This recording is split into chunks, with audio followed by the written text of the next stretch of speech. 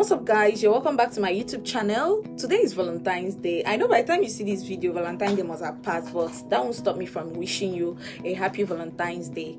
So I'm getting ready for work now. So basically, you're going to be with me while I do my makeup and get dressed for work, while we are going to be having a chit chat in between the period I'm getting prepared for work. And if there is any other activity I have after work today, I'll still try to carry you along, so be sure to stay tuned.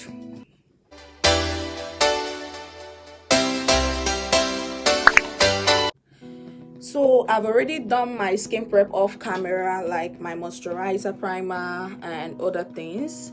So we're just going to get right into the makeup while we chat, like I said earlier. This period, there is an update, or there is a tweet I saw recently. Not recently, was it yesterday night, where that people now rent Valentine gifts, like buckets, flower buckets,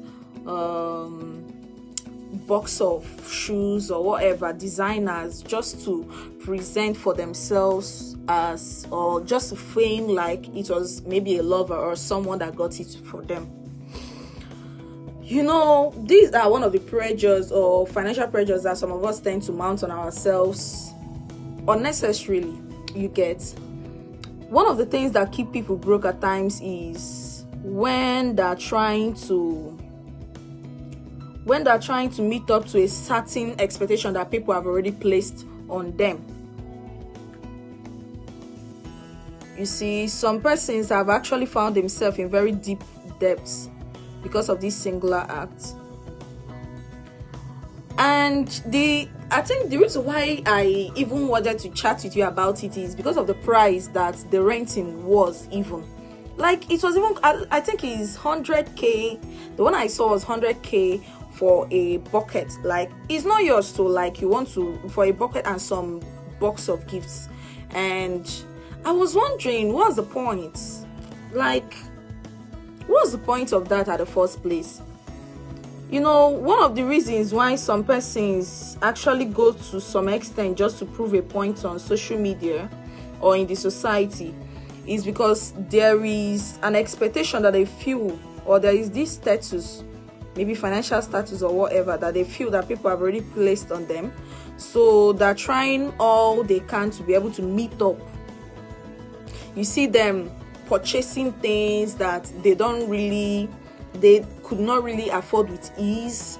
You see them trying, when they go out to maybe a social gathering, they try to, these wannabe people now, they try to, you see them slotting cards anyhow, making transfers anyhow, just to meet up. Like, I don't know whether there is anyone that is feeling the same way I felt when I saw that particular tweet or post. I kept asking myself, what's the point? So you find out that the society we are living in today, there are so many persons that are very eager to look like they actually have it, or they're actually rich or successful. There are more people trying to look it than to be it. I don't know whether you get me. Sometimes I feel that if there is even anything that social media hype or societal hype should do for you, I think it should even encourage you to actually work hard to live that life that people are thinking that you're living, instead of faking it. One of the reasons why some people actually go broke is because they're more concerned in looking rich than to be actually rich.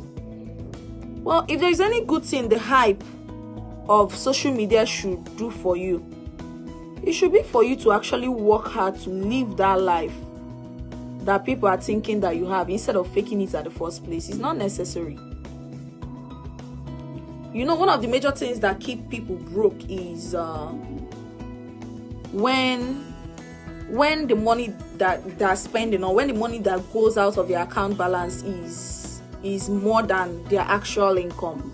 that's when financial pressure tends to set in. Whether you're trying to flaunt it on social media or whether you're doing it for your personal self, what keeps people broke, one of the major habits that keeps one broke, is when the money that goes out from your hand is bigger than the money that enters your hand. That's when you now see yourself trying to, let's say you're doing a business, for instance, and you're going to spend both the profit that you got from your business and get to the extent of even putting hand in the kind cost of or major cost or capital that you started that business with. So we as individuals, we really need to start acting our age. And if you're the kind of person that keep rich friends, like you have successful friends around you, train your mind to not be seeing those your friends as competitions, rather see them as inspirations. The reason why I say that you should be seeing them as inspirations is that someone that you feel you're competing with or you're trying to level up to, whether your hand is up to where you want to hang it or not, you see yourself trying to just measure up. But then when you are actually acting your wage, I don't mean that you should be acting like a pauper when you are in the midst of maybe people that actually have it or people that are actually successful. But then don't try to compete with them. Don't try to eat your seed don't follow people that are eating their harvest to eat your own seed. Everybody have their own time to shine. You should be more focused on building yourself than trying to look like what you don't really have. So same goes to people that whenever they go out, or maybe whenever someone brings or tries to market something, maybe a product or a service to them, they don't really know how to say no. But then I feel like an adult, I don't really think there should be any shame in politely saying, no, I cannot afford this at this point, or no, this is rightly above my budget at the moment. Like, you should learn to politely turn down some marketing plots at times, in order not to be the one to mount pressure on yourself. At the end of the day, if your money finish you on your own, no. Or when you start living in financial pressure, you are strictly on your own. So I don't really think there should be any shame in turning down a marketing plot. Some persons will be like, some people even accept or buy things that they don't really want to buy, or spend money on things that they don't really want to spend.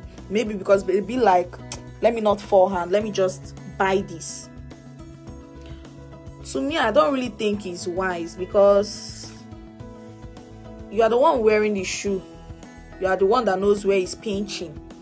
And you're the one that knows your size. So learn to act your wage. Don't try to impress people, because it's actually a personal race. So when tomorrow you go bankrupt, or maybe you start struggling to survive, or maybe you might not really struggle to survive, but then if you calculate the money that you have actually spent unnecessarily, your net worth would have been better than it is now. This thing I'm even saying is not even just for people that are still trying to come up financially. It's for everybody. If you're a millionaire with how you're spending, I think you can still be a billionaire if you can manage your money well. One thing is to get money, another thing is to manage the money. And financial intelligence is really a thing. Are you getting me? Financial intelligence is really a thing. Despite the inflation in the country, things are really high. You can go to the market to buy something today, and maybe you feel like they sold costly. You're going to come another day to buy it. It will shock you that you're going to come back another day, and it has even topped money on the one that you were complaining about the last time that you went to buy that thing.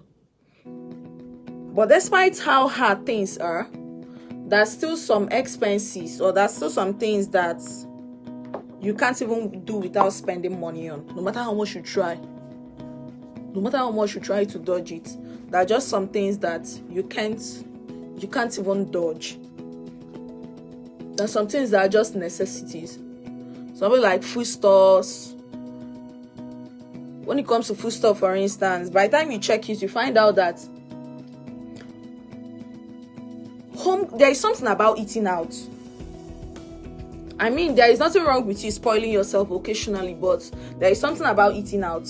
The food that you buy outside, one, is not going to give you enough satisfaction than the one that you ate, that you cooked or prepared in your house.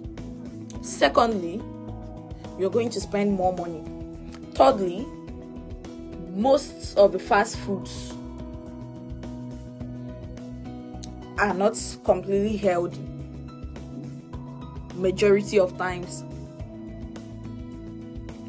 So if you're really someone that is looking to save some more this year, improve your net worth this year, you should really learn to eat at home most of the time. That doesn't mean that once in a while you shouldn't go out to eat anyway, but you should work on the habit of eating out excessively. I'm telling you from experience that thing is one of the biggest things that is bound to drain someone's savings. I'm telling you from experience. By the time you start eating at home, homemade food, you find out that you tend to save more than you used to on a normal day. And when you want to buy food stuff, it's very agreeable that buying food stuff in larger quantities is more economical and cheaper than buying it in bits. So you should work on that too. Another thing that sometimes one can't really do away with because it's being used on day-to-day basis is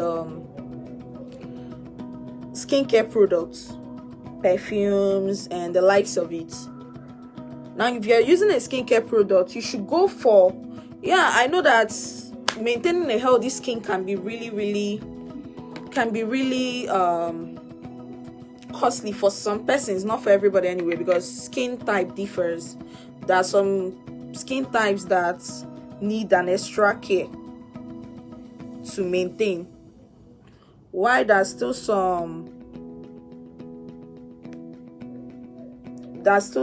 skin that you can do the barest minimum and you can still see the person glowing. So knowing your skin type is actually very important. But then when you're going for, no matter the kind of skin it is that you will have, when you want to get skincare products, especially when you are not very buoyant yet, go for skincare products that you can, or go for brands that you can always restock easily when they finish. Not the one that you finish buying, when they get finished, to restock again, you will have to lose surprise for like one straight week or for like 2 weeks because you're still trying to gather money to build to restock your skincare products. And we Africans, we have this common mindset. I don't really know whether it's a general thing, but I know that we have this common mindset. We usually attach price to value. But you can agree with me that something is costly doesn't really guarantee that is the best skincare product for you or the best skincare brand for you. It's sometimes true, but not always. You should go for something that matches your skin and that is affordable for you. Whatever you're doing, leave the hype on social media, leave reviews on social media. Get something that is affordable for you and that is good for your skin equally. Don't go and get the one that you use amount pressure on yourself. Get the one that you can always restock easily. And I will even advise, if you are getting those ones, try to get the ones that's of higher volumes. If it's something like I forgot, I would have brought one, the last body scrub I was using and the current one I'm using. The last one I was using, is of a very smaller quantity, like is in a much smaller container, while the current one that I'm using has a bigger container, like is in a bigger volume. And you know what, that one that was in a smaller container is even more costly.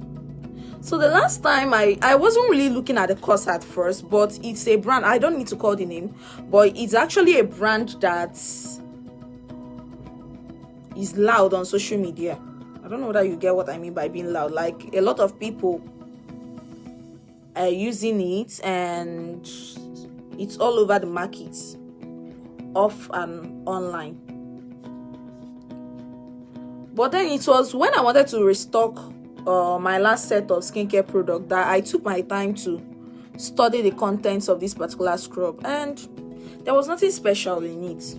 Just a regular sugar scrub. So I took my time to read up and look out for whether I can get a substitute, and I got a very, very beautiful brand. And the content of this current one I'm even using is even more of what I need for my skin, yet it's in bigger volume and is more affordable than the other one. So any opportunity that you have to save an extra £1 or $1, seize it.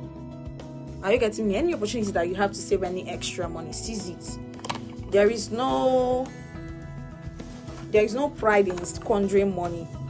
If you know you can get something at a cheaper rate, why not go for it instead of going for the more costly one? Then same goes to perfume. No matter how obsessed you are with scents, we cannot justify why a low-income earner should always be going for designers. Don't get me wrong, good scent is actually a very beautiful thing. Like, I'm such a huge fan of fragrance, beautiful fragrance, woody and flower smells especially. But then, instead of you, a low-income earner, to want to go and get what is it called, maybe those expensive designer perfumes of over 50k, why not look for more affordable ones for you? I'll keep saying for you, because you're the one that know your size. Like, everybody, every reasonable person should know, like, you should know your size. Do you get? You should have a limit when it comes to your spending, depending on your financial capacity. So no matter how much you claim to love nice fragrances, go for, there's still beautiful fragrances that are even less than 20k that you can get in the market or in cosmetic shops. You're just the one that wants to go for those higher ones, hence mounting pressure on yourself. So if you have any opportunity where you can save a little more money, it's something. Try and save. Okay? You don't have any business going for those costly things that you know that, in fact, whatever you know that you cannot buy without it affecting you financially, or maybe putting you in a tight spot financially, no need of going for them. Whatever you know you cannot comfortably buy without it putting you in a tight spot, don't go for them. It's not necessary. You can do without it, or you can get a substitute for it. Another place that we usually get it all wrong is not using gifts, like monetary gifts. I'm talking about monetary gifts now. Not using monetary gifts to increase your net worth. What do I mean? That sometimes, in fact, not sometimes, almost everybody is guilty of this. Almost everyone is guilty of this. That once an extra money crosses their path, what I mean by extra money, like, is an unusual money, maybe by gifts, or maybe you just striked a deal on a business and cashed out, that kind of thing.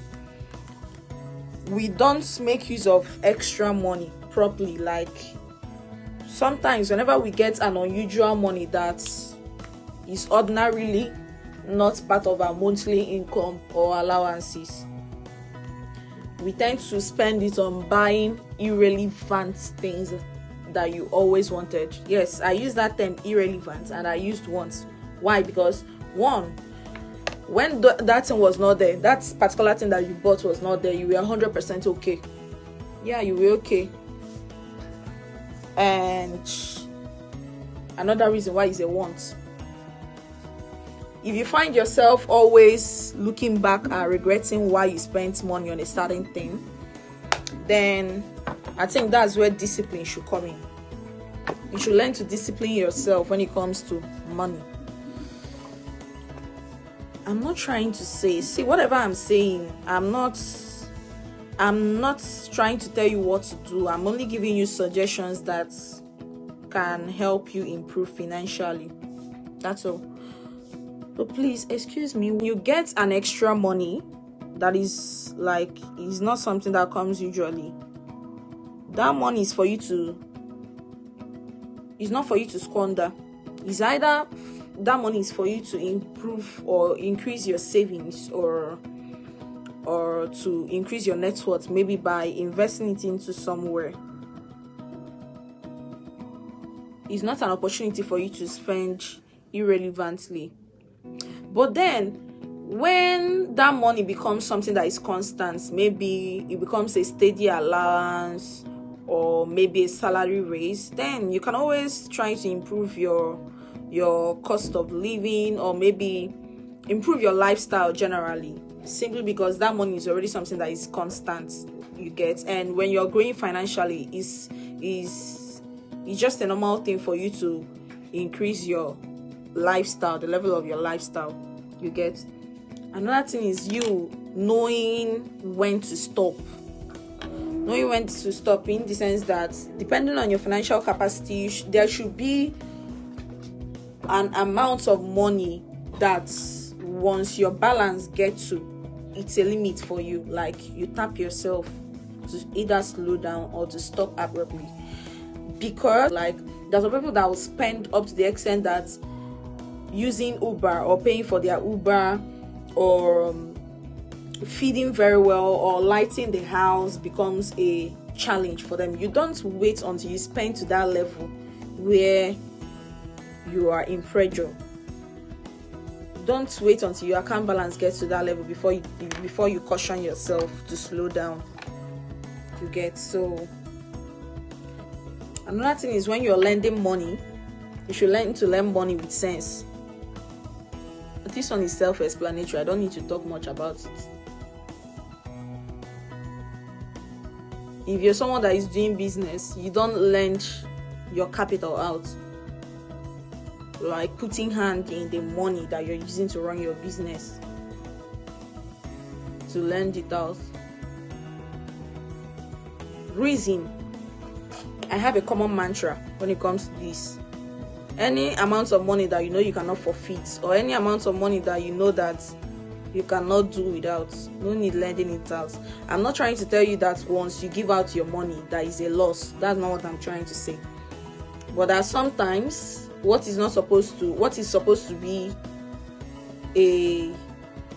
a simple loan or a money that you gave out of goodwill becomes a bad debt, if you know what I mean. Like it becomes a money that is either impossible to recover or hard to recover. So everything you're doing, you should do it with caution.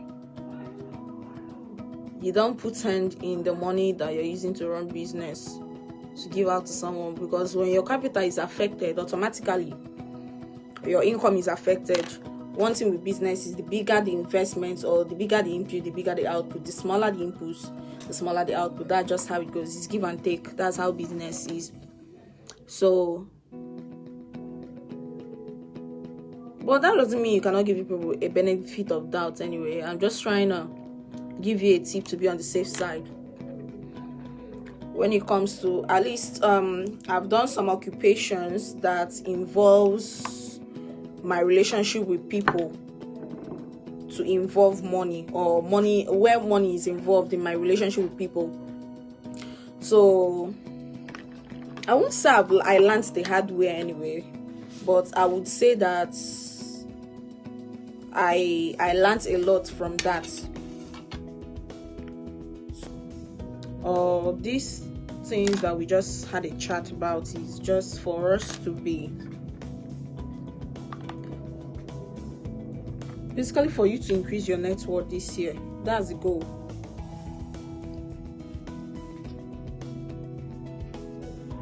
That extra discipline that you need to apply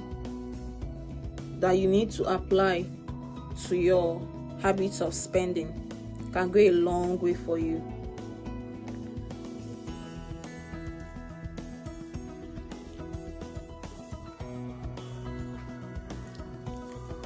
I always have this common mindset that even 1,000 naira can make one a billionaire. Someone that have 999 million, what will make person a billionaire? It's just an extra 1 million. So that's usually how I think at times. Map out a saving plan for yourself this year and improve your net worth. Okay? Yeah, that's the goal. To ball. Grind now and ball. Save now. Discipline yourself now and ball later. That's the target. That's the goal. Okay, so let's dress up.